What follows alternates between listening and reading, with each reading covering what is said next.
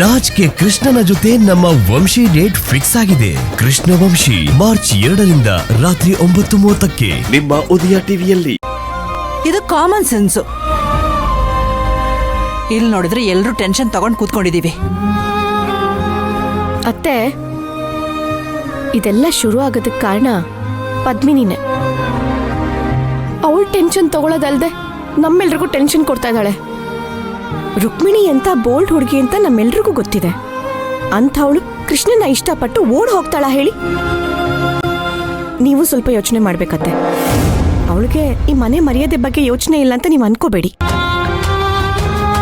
ತನ್ನ ಸ್ವಾಭಿಮಾನಕ್ಕೆ ಪೆಟ್ಟು ಬೀಳುತ್ತೆ ಅಂತ ತನ್ನ ತಾಯಿ ಸರಾನೆ ಅಡ ಇಟ್ಟು ಸಾಲ ಮಾಡ್ತಾಳವಳು. ಇನ್ನು ನಮ್ಮನೆ ಮರ್ಯಾದೆನ ಬೀಳದಕ್ಕೆ ಬಿಡ್ತಾಳ ಹೇಳಿ? ಏನೂ ಆಗಿರಲ್ಲ, ಧೈರ್ಯವಾಗಿರಿ. ಅಮ್ಮ, ಅತ್ತೆ, ಸುರಭಿ, ಇಲ್ಲಿ ನೋಡಿ ಕೃಷ್ಣನ್ ರೂಮಲ್ಲಿ ಏನೇನು ಸಿಕ್ಕಿದೆ ಅಂತ.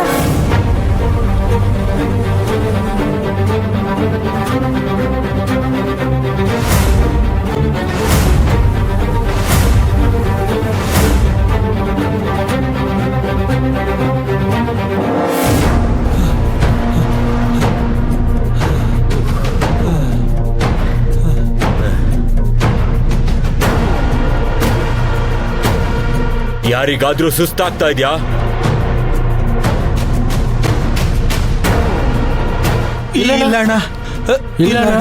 ಆದ್ರೆ ನನಗಾಗ್ತಾ ಇದೆ. ಬೆಳಗ್ಗೆ ಸೂರ್ಯೋದಯ ಆಗೋವರೆಗೂ ಇವ್ರನ್ನ ಹುಡ್ಕೋದ್ ಕಷ್ಟ. ಈಗ ಸ್ವಲ್ಪ ಹೊತ್ತು ಎಲ್ಲ ಇಲ್ಲೇ ರೆಸ್ಟ್ ತಗೊಳ್ಳೋಣ. ಅವರು ನಮ್ಮ ಹಾಗೆ ದಣದಿರ್ತಾರೆ. 1-2 ಗಂಟೆ ಅಷ್ಟೊತ್ತಿಗೆ ಡೀಪ್ ಸ್ಲೀಪ್ಗೆ ಹೋಗ್ತಾರೆ. ಆಗ ನಾವು ಹುಡ್ಕೋದಿಕ್ಕೆ ಶುರು ಮಾಡೋಣ. ಎಲ್ಲಿ ಹೋಗ್ತಾರೆ? ಸಿಕ್ಕೇ ಸಿಗ್ತಾರೆ.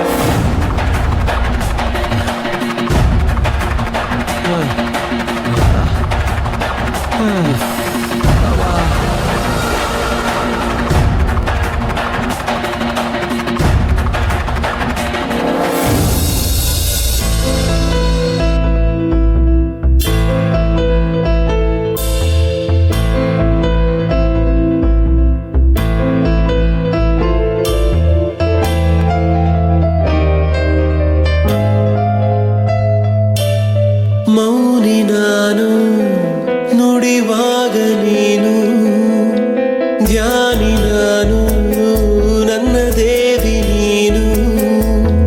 ಮೋಹಕ ನಗು ಮನಸೊಂಥರ ಮಗು, ಮೋಹಕ ನಗು ಮನಸೊಂಥರ ಮಗು. ಬದಲಾದೆ ನಾನು ಬಂದ ಮೇಲೆ ನೀನು.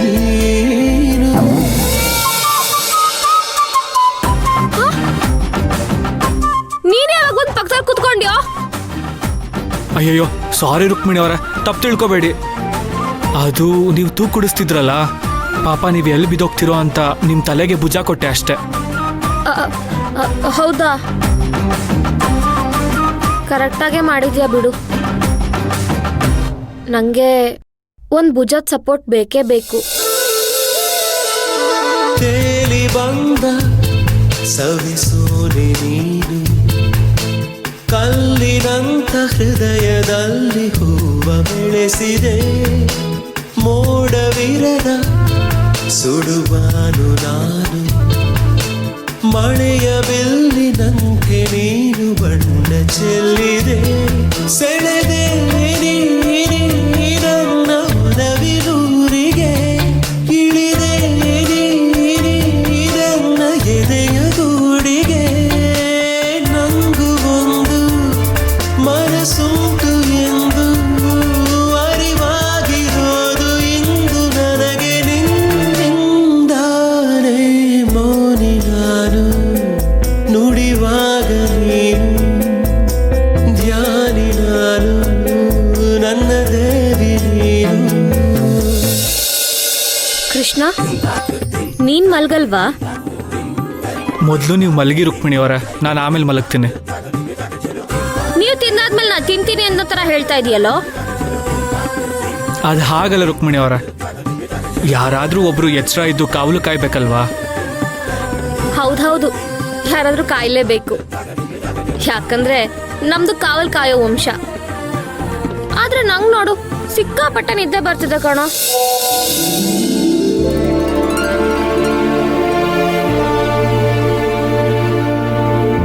ಅರೆ ಒಂದ್ ಕಡೆ ಸಿಗ್ನಲ್ ಸಿಗ್ತಿದೆ ಕಣೋ. ಸಿಗ್ನಲ್ ಹೋಗೋದು ಬರೋದು ಮಾಡ್ತಿದೆ ಅಂದ್ರೆ ಟವರ್ ಇಲ್ಲೇ ಎಲ್ಲೋ ಇರ್ಬೇಕು. ಇರುವ ನಿಮಿಷ.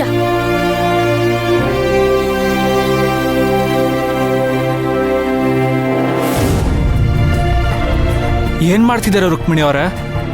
ಮೆಸೇಜ್ ಟೈಪ್ ಮಾಡ್ತಾ ಇದ್ದೀನಿ. ಅದನ್ನ ನಮ್ಮ ಫ್ಯಾಮಿಲಿ ಗ್ರೂಪಿಗೆ ಕಳಿಸ್ತೇನೆ. ಯಾರ್ ಮೆಸೇಜ್ ನೋಡಿದ್ರು ನಾವು ಬಚಾವಾದಂಗೆ.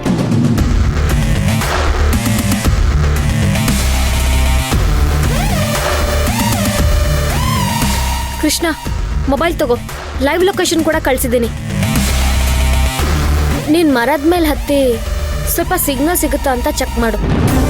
ಸಿಕ್ಕಿದ್ರೆ ನಮ್ ಲಕ್ಕು. ಹಾ, ಒಳ್ಳೆ ಐಡಿಯಾ ರುಕ್ಮಿಣಿ ಅವರ. ಇರಿ, ಈಗಲೇ ಹತ್ತುತ್ತೀನಿ. ಹುಷಾರು ಕೃಷ್ಣ. ಹಾ ರುಕ್ಮಿಣಿ ಅವರ.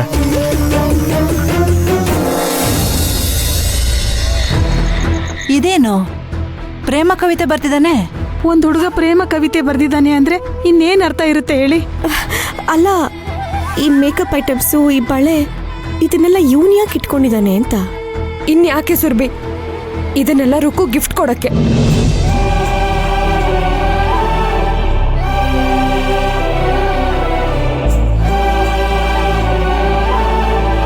ಇವತ್ತು ಒಂದೊಂದಾಗೆ ಎಲ್ಲ ಬಣ್ಣ ಬಯಲಾಗ್ತಿದೆ. ನಾನು ರುಕ್ಕು ಮೇಲೆ ಅನುಮಾನ ಪಡ್ತಿದ್ದೆ. ಇಲ್ಲಿ ಈ ಕೃಷ್ಣನೇ ಹಾಳಾಗೋಗಿದ್ದಾನಲ್ಲ. ಈ ಅನ್ಯಾಯನ ಯಾರ ಹತ್ರ ಹೋಗಿ ಹೇಳಿ ನಾನು? ಒಂದು ಗಂಡು ಒಂದು ಹೆಣ್ಣು ಫ್ರೆಂಡ್ ಆಗಿರೋದಕ್ಕೆ ಸಾಧ್ಯನಾ? ಮದುವೆ ವಯಸ್ಸಿಗೆ ಬಂದಿರೋ ಒಂದು ಹುಡುಗಿ ಒಂದು ಹುಡುಗನ ಅಸಿಸ್ಟೆಂಟ್ ಆಗಿ ಇಟ್ಕೊಂಡು ನಾಜೂಕಾಗಿರೋಕೆ ಸಾಧ್ಯನಾ? ಇಡೀ ಊರೇ ನೋಡೋ ಹಾಗೆ ಆ ರುಕ್ಕು ಕೃಷ್ಣನ್ ಜೊತೆ ಸ್ಕೂಟ್ರಲ್ಲೆಲ್ಲ ಓಡಾಡ್ತಾ ಇದ್ಲು. ಇದೆಲ್ಲ ಲವ್ ಅಲ್ಲದೆ ಇನ್ನೇನಿರುತ್ತೆ? ಇದೇನ್ ಬಂತಪ್ಪ ನಮ್ಮ ಮನೆಗೆ?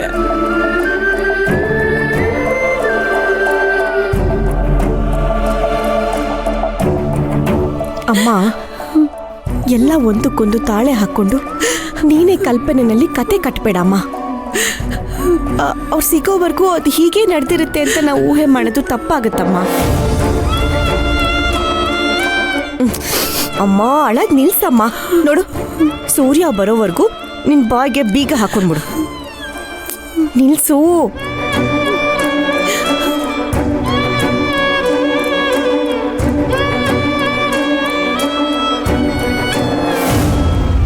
ಅಯ್ಯೋ, ಈ ಗಲಾಟಲ್ಲಿ ನಕುಲ್ ತುಂಬಾ ಸರಿ ಫೋನ್ ಮಾಡಿದ್ದಾರೆ. 1 ನಿಮಿಷ ಬಂದೆ.